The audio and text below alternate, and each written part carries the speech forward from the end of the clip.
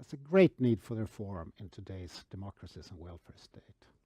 We see policy failures in many areas, and economic and social conditions are continuously changing, but very little happens. That's why reform is so important, especially if we're going to avoid problems like populism and all kinds of threats to the open society and democracy itself, actually. Statecraft is defined as how to govern a country well, how to promote welfare-enhancing reform. In today's world, that often means liberal reform, increasing liberty in society. There's a strong status quo bias built into how politics works, how society works.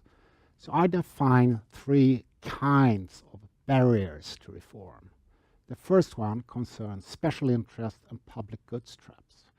Many of the reforms that are needed benefits everyone, but it's hard to identify specific groups in the short time that really benefit from these reforms.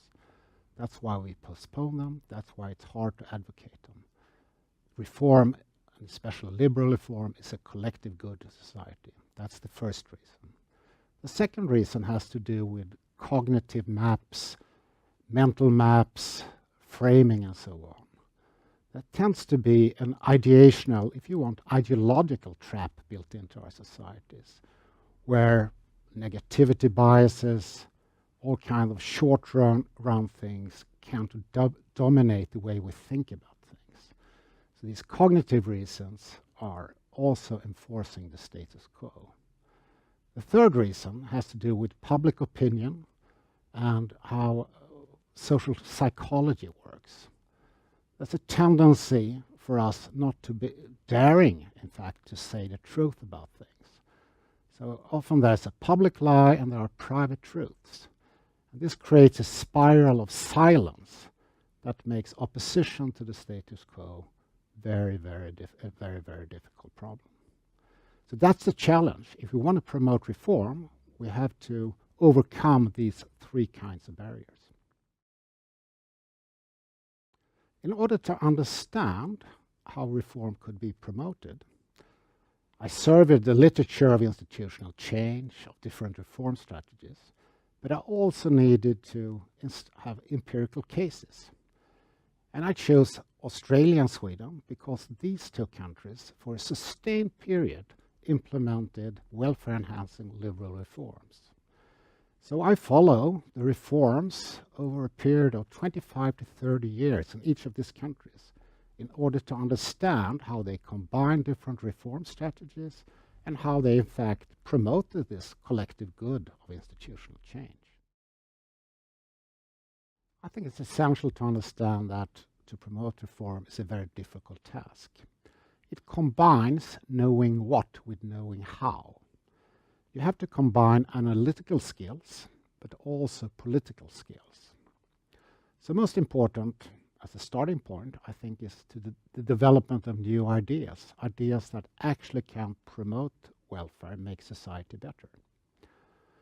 Secondly, you need policy entrepreneurs that can advocate these new ideas and connect them with different interests and resources in society. Ideas by themselves or policy entrepreneurs by themselves make no difference. But if you combine new ideas, people who promote them, policy entrepreneurs, but also with resources, you can in fact influence policies and institutions. That in turn will, of course, change economic social conditions again, which creates a new need for new ideas. So you have what I call the reform cycle that applies both to individual policies but also to the overall sustained process of liberalization that we in fact could notice in Sweden and Australia for a long period of time. Now, these policy entrepreneurs also use different strategies. I call them reform strategies in order to overcome the barriers to reform. I identified three different kinds of strategies. The first I call Popperian strategies. It's fact-based, it's based on rational argumentation. You use investigation, surveys, research and so on in order to find the right arguments. But that's not enough. You also need what I call Conian strategies, involving narratives, framing, paradigm shifts, and so on. That I would say is even more fundamental to reform. How you pose your problems, how you present them, in order to really, well, make fundamental change.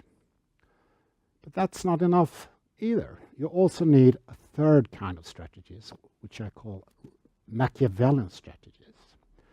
These are more shrewd. They're based on masking, obfuscating, hiding the consequences of why you do things, about splitting the opposition to reform.